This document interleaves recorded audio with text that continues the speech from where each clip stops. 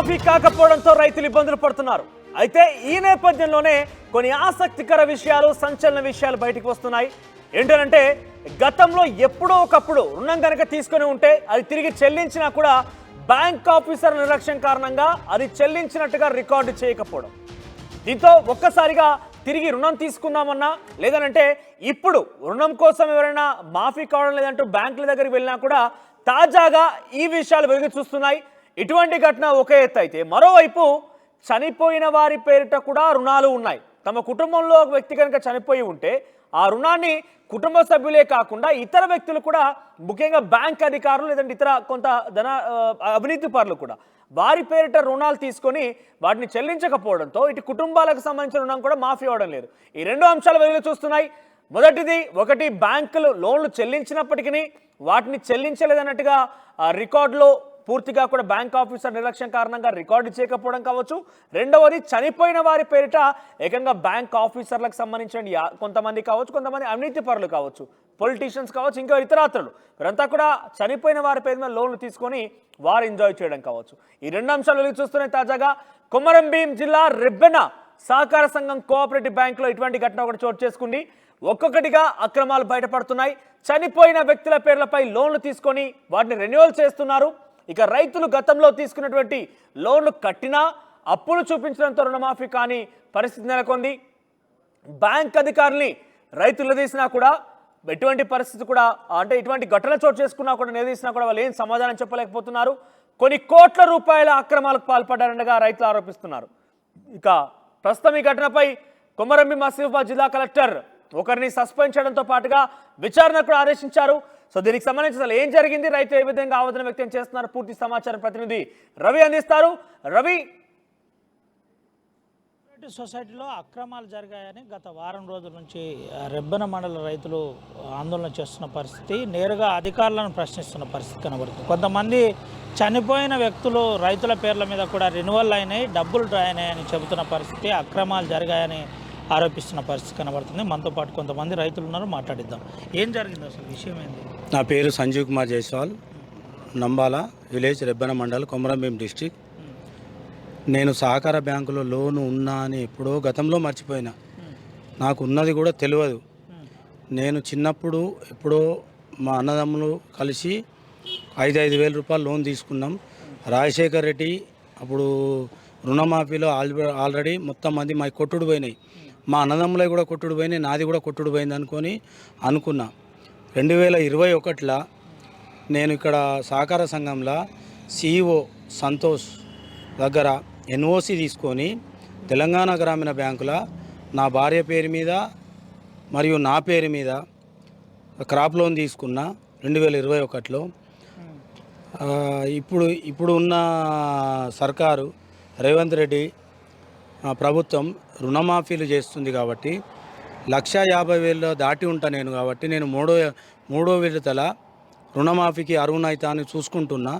అంత మధ్యలో ఈ ఆధార్ కార్డు లింకప్ చేసి గవర్నమెంటు అనుకోకుండా రైతు వేదికకి వెళ్ళిన ఆధార్ కార్డు చెక్ చేస్తే నా పేరు మీద సహకార సంఘంలో, ప్రాథమిక సహకార సంఘంలో 1,25,400 చిల్లర బాకీ ఉన్నట్టు చూయించింది.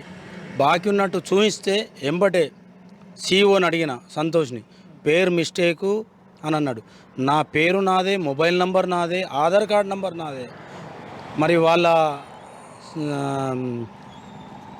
ఆదిలాబాద్లో ఉండే అధికారిని కూడా ప్రశ్నిస్తే లేదు మిస్టేక్ పడ్డది, మేము 2 రోజులలో దాన్ని సాల్వ్ చేస్తామని అన్నారు. 2 రోజులు పోయింది, 3 రోజులు పోయింది, రుణమాఫీ లిస్టు రానియండి చూద్దామని అన్నారు. 3వ విడత రుణమాఫీ లిస్ట్ వచ్చింది, అందులో నా పేరు రాలేదు. ఏమైంది నా పేరు రాలేదంటే చూద్దాం తీపిస్తాం మేము అని నన్ను ఒక వారం రోజుల దాకా తింపించుకున్నారు.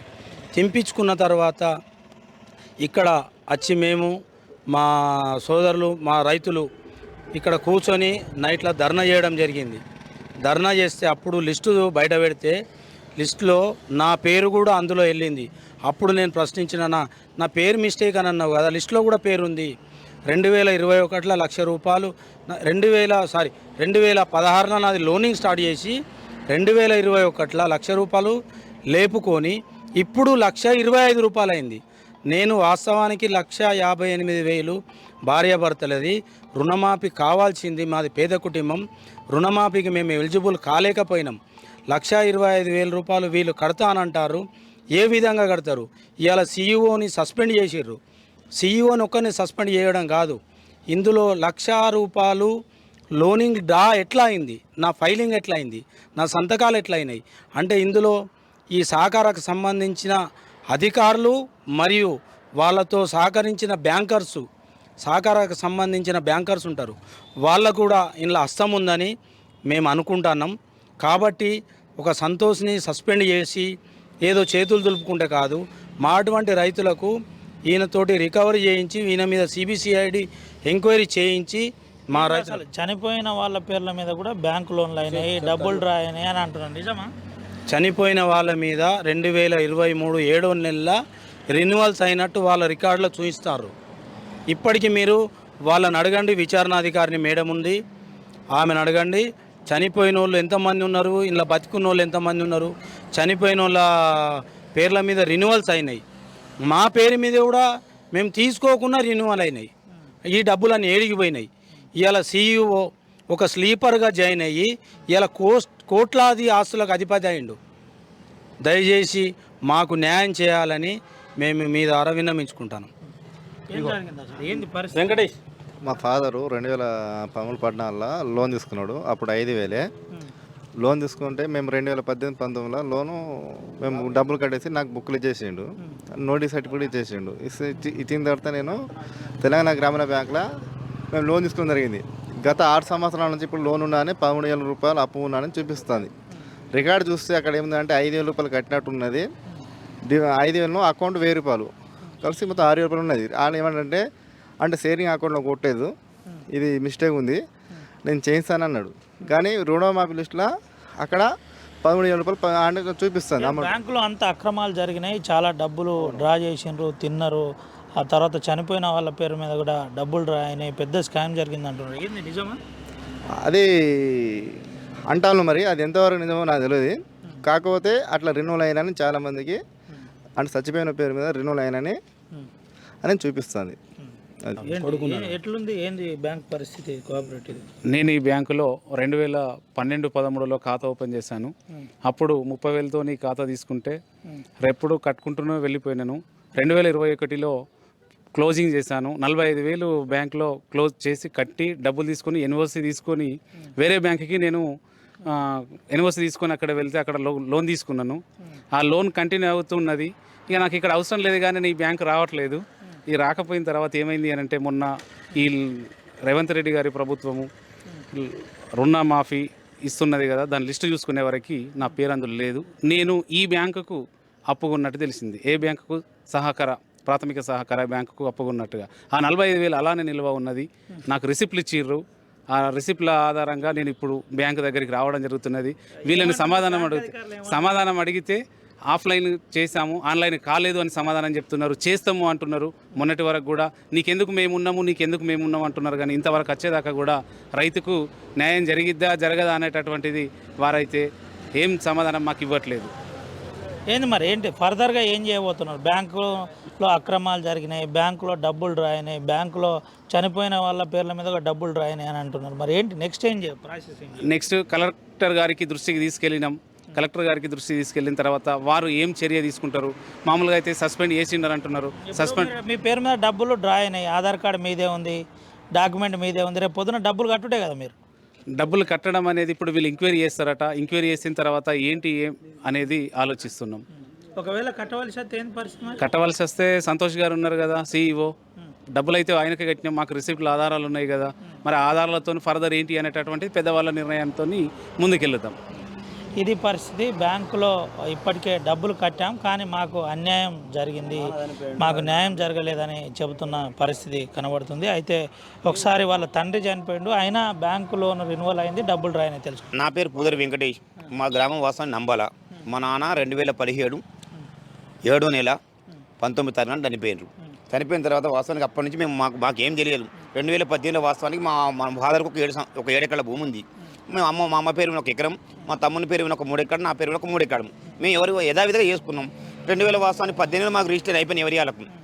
చేసుకున్న తర్వాత మేము మా లోన్ మొత్తం మేము రియాలో తీసుకున్నాం. అనుకోకుండా మళ్ళీ మేము లిస్ట్ చూసే వరకు మా ఫాదర్ పేరు 52,000 రూపాయలు లోన్ తీసుకుంటే సంతోషం పెడతాను ఇక్కడ. ఎప్పుడు తీసుకున్నారు మరి లోన్? 2023 7 నెల 23 తారీఖు వరకు చూపెడతాను ఇక్కడ. నా ఉంది సార్ సాక్ష్యం. మా ఫాదర్ చనిపోయిన డేట్ ఉంది నారా, నాకు అర్థమవుతుంది. అధికారులకు చెప్తే ఏమన్నారు మరి? అధికారులు ఎక్కడ సార్, అధికారులు పెద్ద లంగే ఫస్ట్ ఇక్కడ సంతోషాయ. ఆయనకి ఏమన్నా అడుగు, వీళ్ళు ఎవరికి ఆఫీసుకు రాని, ఎప్పుడైనా రామని, మందు బస్తాల కోసం రాని, ఎప్పుడు రాని కిసకిసని అవుతారు తప్ప రిజల్ట్ ఏమి ఇయ్యడు. ఆయనకు అవసరం ఉన్నది మాత్రం నైట్ రాత్రి ఫోన్ చేసుకోవడం, మందు బస్తాలు మొత్తం మీద ట్రాన్స్ఫర్ చేసుకోవడం, లక్షలు సంపాదించడం, కోట్లు. 150 దాదాపుగా నాకు తెలిసిన మట్టుకే ఆయనకు ఒక 120 మేకలు ఉన్నాయి. 12,000 రూపాయలు కైకిలు పెట్టి కాపుతాను సార్. నేను చూపెడతా సాక్ష్యం. తక్కల పులుకుంట ఏరియాలో ఒక మనిషిని 12,000 రూపాయల జీతం ఇచ్చి 12,000 రూపాయల జీతం పెట్టి 120 మేకలు మొత్తం కాపిస్తాడు. ఇక నేను ఎక్కడికి వచ్చాను సార్ వాస్తవానికి. నేను ఒక 70 ఎకరాలు చేస్తాను వాస్తవానికి వ్యవసాయం, అగ్రికల్చర్. ఈ సంవత్సరం కూడా 70 ఎకరం చేసిన. నా దగ్గర 50 రూపాయలు లేవు, ఆయన దగ్గర అన్ని కోట్లు ఎక్కని.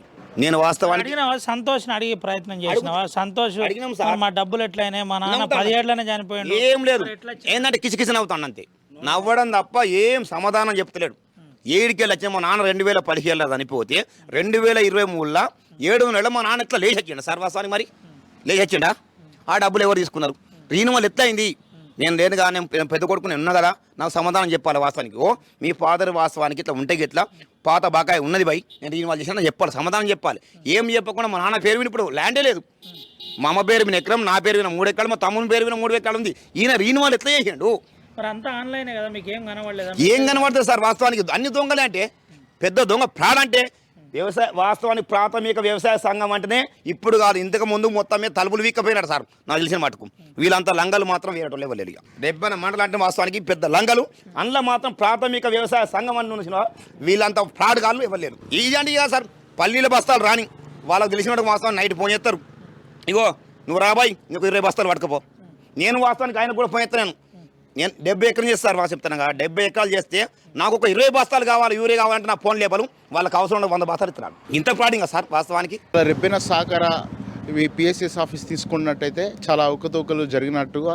ఎందుకంటే రైతుల పేరు మీద ఏవైతే ఎఫ్డీలు ఉన్నాయో ఆ ఎఫ్డీలకు కూడా ఎటువంటి క్లారిటీ లేదు. మరి రైతులు రుణాలు తీసుకున్నప్పుడు ఎఫ్డీలు అనేవి తప్పకుండా 40% డిపాజిట్ చేస్తూ ఉంటారు. వాటికి సంబంధించినటువంటి ఎటువంటి డాటా కూడా వీళ్ళ దగ్గర లేదు. అదేవిధంగా షేర్ అమౌంట్ ఉంటుంది 10%. ఆ 10% షేర్ అమౌంట్ అనేది తీసుకుని రైతుల మీద 1 లక్ష రూపాయలు లోన్ ఇచ్చినట్టయితే షేర్ అమౌంట్ 10% ఉంచుతారు. మరి అది రైతుల యొక్క అభివృద్ధి గురించి కావచ్చు, లేకపోతే రైతులకు అది ఏమైనా లాభాలు వచ్చినట్టయితే వారికి పంపిణీ కూడా చేయాలి. కానీ అటువంటి ఇప్పటివరకు 20 సంవత్సరాలు కూడా జరగలేదు. మరి ప్రతి సంవత్సరం తీసుకున్నట్టయితే ఇప్పుడు గతంలో రైతులు చనిపోయిన వాళ్ళ పేరిట కూడా 2023 జూలై 31న రెన్యువల్స్ జరిగినాయి. మరి చనిపోయిన రైతుల పేరు మీద రెన్యువల్స్ ఏ విధంగా జరిగినాయి, వారు ఎట్లా లోన్లు తీసుకున్నారు, ఇది అంతా వివరం చూస్తూ ఉంటే చాలామంది రైతులు కూడా మరి తెలంగాణ గవర్నమెంట్ ఏదైతే మన రేవంత్ రెడ్డి గారు మరి రుణమాఫీ చేసినారో ఆ రుణమాఫీలో కొంతమంది మరి 2 లక్షల లోపటే రుణాలు తీసుకున్నప్పటికీ కూడా రుణాలు మాఫ్ కాకపోవడం వలన వాళ్ళందరూ మమ్మల్ని సంప్రదించడం జరిగింది. అప్పుడు మన సహకార సంఘం లోన్లు తీసుకున్నట్టుగా ఇదంతా బయటికి వచ్చినది. దీంతోపాటు గతంలో యూరియా వీళ్ళు రైతులు పెరిగిట ఎంత డిపాజిట్ చేసారు, ఎంత అమ్మిండ్రు, ఎంత డిపాజిట్ చేసారు, వీళ్ళ దగ్గర ఎంత ఉంది, అవి కూడా ఇప్పటివరకు ఎటువంటి లెక్కలు లేవు. అదేవిధంగా అనేకమైనటువంటి ఇది ఒక్కటే కాదు, మేము ప్రతి సంవత్సరం మా దగ్గరికి రైతులు పలు సమస్యలలో ఈ యొక్క వడ్లు అయితే ఏవైతే కొనుగోలు ఉన్నాయో అప్పుడు కూడా మరి క్వింటాలకు ఇన్ని కిలోలని తగ్గించడము ఇవి చూస్తూ ఉన్నాం. మాకు ప్రతి సంవత్సరం కూడా సహకార సంఘం అంటే మరి రైతులకు దోహదానికి ఉపయోగపడాలి, మంచితనానికి ఉపయోగపడాలి, కష్టకాలంలో ఆదుకుంటట్టుగా ఉండాలి. కానీ రైతుల నుంచి ఇదొక దోపిడీ చేసే వ్యవస్థగా ఈ యొక్క రెబ్బెన పిఎస్ఎస్ ఆఫీస్లో తయారైంది. కాబట్టి తప్పకుండా మేమందరం కూడా ప్రభుత్వం దృష్టి తీసుకెళ్ళి వీటి మీద పూర్తిగా ఎంక్వైరీ చేసేసి రైతులకు ఏదైతే నష్టం జరుగుతుందో రుణమాఫీలో ఏ విధంగా అయితే నష్టపోతున్నారో కాబట్టి వారికి తక్షణమే వచ్చే విధంగా మేమందరం కృషి చేస్తానని తెలియజేస్తున్నాం. ఇది పరిస్థితి. ఫ్రాడింగ్ జరిగింది. మా నాన్న చనిపోయిన ఆయన ఎట్లా లేచేస్తాడు, కోట్ల రూపాయల్లో ఫ్రాడింగ్ జరిగింది. దీని మీద సమగ్ర విచారణ జరిపించాలి, వెంటనే దీనిపై చర్య తీసుకోవాలని చెబుతున్న పరిస్థితి. ఒక CEO స్థాయి వ్యక్తి కోట్ల రూపాయలు సంపాదించడం ఎట్లా సాధ్యమవుతుందని చెబుతున్న పరిస్థితి కనబడుతుంది. మనము ఒకసారి సంబంధిత అధికారులను కూడా అడిగే ప్రయత్నం చేద్దాం, వాస్తవం బ్యాంకులో ఏం జరిగిందో తెలుసుకుందాం. బ్యాంక్ అధికారులు ఏమంటున్నారు, నిజంగానే బ్యాంకులో అక్రమాలు జరిగాయా లేదా, సొసైటీ బ్యాంకు ప్రస్తుత పరిస్థితి ఏంది, మనతో పాటు ఎంక్వైరీ ఆఫీసర్ ఉన్నారు. ఇప్పటికే ఎంక్వైరీ ఆఫీసర్కు జిల్లా కలెక్టర్ నియమించి దర్యాప్తు చేస్తున్న పరిస్థితి కూడా కనబడింది. అంతకుముందు ఆర్డీఓను కూడా డిప్లాయ్ చేసిన పరిస్థితి కనబడుతుంది. మనతో పాటు ఒకసారి ఎంక్వైరీ ఆఫీసర్ ఉన్నా మేడం ఏం జరుగుతుంది అసలు బ్యాంకులో, ఎందుకు ఇంత గందరగోళం? సొసైటీలో ఇంతకుముందు లోన్ తీసుకున్నారు మెంబర్స్, వాళ్ళు లోన్ కంప్లీట్గా చేసుకోలేదు కాబట్టి వాళ్ళ పేరు మీద ఎంత ఉన్నా 1,000 ఉన్నా 2,000 ఉన్నా అది రిన్యువల్ అవుతూ వస్తూ ఉంటుంది అమౌంట్, దానికి ఇంట్రెస్ట్ యాడ్ అవుతుంది. సో ఆ అమౌంట్ మళ్ళీ రిఫ్లెక్ట్ అయ్యే అవకాశాలు ఉంటాయి. నేను దాన్ని ఎంక్వైరీ చేసి రికార్డ్స్ అన్ని పరిశీలించి ఎలా జరిగింది, ఈ అమౌంట్ ఎలా వచ్చింది, వాళ్ళ అకౌంట్లో ఎందుకు చూపిస్తుంది అనేది నేను రికార్డ్స్ పరిశీలించిన తర్వాత మేము చెప్పగలుగుతాం. మేడం ఒక విషయం చెప్పండి, అసలు మేము ఇక్కడ లోనే లేదు, లోన్ క్లోజ్ చేసుకున్నాం, మా దగ్గర రసీదులు ఉన్నాయి, ఎట్ ద సేమ్ టైం చనిపోయిన వాళ్ళ పేర్ల మీద కూడా రెన్యువల్ అయినాయి, డబ్బులు డ్రా అయినాయి అంటున్నారు, నిజమా అబద్ధమా ఇదంతా? చనిపోయిన వాళ్ళ పేర్ల మీద కూడా అంతకుముందు లోన్ తీసుకొని కనుక ఉంటే, వాళ్ళు క్లోజ్ చేయకుండా ఉంటే అది సిస్టమ్ ఆటోమేటిక్గా తీసుకుంటుంది. దాంట్లో మనం ఏం ఎంట్రీ చేయాల్సిన అవసరం లేకుండానే ఆటో రెన్యువల్ అవుతూ ఉంటుంది. అది దానివల్ల అవి చూపిస్తున్నాయి. ఏంటి మేడం మరి దీనికి పరిష్కారం ఏంది అంటే మీరు ఏం డిసైడ్ చేసినారు, సార్ ఏం డిసైడ్ చేసినారు, దీనిపై డిస్ట్రిక్ట్ కోఆపరేటివ్ సొసైటీ ఏమంటారు? మేము ఈ రికార్డ్స్ అన్ని చూసిన తర్వాత మిస్టేక్ ఎక్కడ జరిగింది అనేది వెరిఫై చేసుకున్న తర్వాత దాని సొల్యూషన్ మేము చెప్పగలుగుతాం. అంటే ఏంటి వీళ్ళు రైతులు అందరూ మళ్ళీ డబ్బులు కట్టడమేనా? రైతులందరూ వాళ్ళు ఇన్ కేసు పెండింగ్ ఉంటే వాళ్ళు కట్టాల్సిందే, లేదు వాళ్ళు కట్టి. ఎగ్జాంపుల్ ఒక శ్రీనివాస్ అనే వ్యక్తి పైన 1,50,000 రూపాయలు చూపెడుతుంది, 1,50,000 రూపాయలు మీ సొసైటీలో ఫ్రాడింగ్ జరిగింది, డబ్బులు డ్రా అయినాయి, వేరేటోళ్ళు తన పేరు మీద తీసుకున్నారని ఆరోపిస్తున్నారు. ఆ డబ్బులు శ్రీనివాస్ వచ్చి మళ్ళీ కట్టడమా, ఎవరైతే డబ్బులు డ్రా చేసిన వాళ్ళ దగ్గర రికవరీ చేస్తారు? డబ్బులు డ్రా అయినాయి అని అతను ఎట్లా చెప్పగలుగుతాడు? డబ్బులు డ్రా అయినాయి అనేది మేము ఎంక్వైరీలో చూస్తేనే కదా ఏ అకౌంట్ నుండి ఏ అకౌంట్కి వెళ్ళినాయి అనేది మాకు ఎంక్వైరీలో మాత్రమే బయటపడుతుంది. అది ఎంక్వైరీలో బయటపడిన తర్వాత దాని సొల్యూషన్ ఏంటి, దాన్ని ఎవరి మీద ఫిక్స్ చేయాలి అమౌంట్ అనేది, రికవరీ ఎవరిపైన చేయాలి అనేది చూసి మేము వాళ్ళ మీద చర్యలు తీసుకొని ఆ అమౌంట్ అంతా రికవరీ చేయిస్తాం. ఇప్పటిదాకా మీ విచారణలో ఎవరినైనా సస్పెండ్ చేసినారా, ఏంటి పరిస్థితి? మేము సస్పెండ్ చేయలేదు. ఈ పాలకవర్గం ఏదైతే ఉందో ఆ పాలకవర్గం ఎవరైతే సీఈఓ ఉన్నారో దీనికి బాధ్యుడు అతను అని చెప్పేసి పాలకవర్గము అతన్ని సస్పెండ్ చేసింది. పాలకవర్గంలో కూడా దీంట్లో ఇన్వాల్వ్మెంట్ అయి ఉన్నారు, చైర్మన్ స్థాయి నుంచి కింది వరకు కమిటీ మెంబర్లు అంతా కూడా దీంట్లో భాగస్వామ్యం ఉన్నారని ప్రజలు ఆరోపిస్తున్నారు, నిజమేనా? ఇదంతా కూడా మేము ఎంక్వైరీ చేసిన తర్వాతనే మేము చెప్పగలుగుతాం. Okay, right madam. ఇది పరిస్థితి. వాస్తవాలు ఏంటి అనేది ఎంక్వైరీ చేయాలి, ఎంక్వైరీ చేస్తేనే వాస్తవం మనకు తెలిసే అవకాశం ఉందని చెబుతున్న పరిస్థితి. ప్రధానంగా పాలకవర్గం మిస్టేక్ ఉందా, లేకపోతే నిజంగానే దీంట్లో పనిచేసేవారు ఎవరన్నా ఎంప్లాయీస్ వారి ద్వారా ఫ్రాడింగ్ జరిగిందా, నిజంగానే రైతుల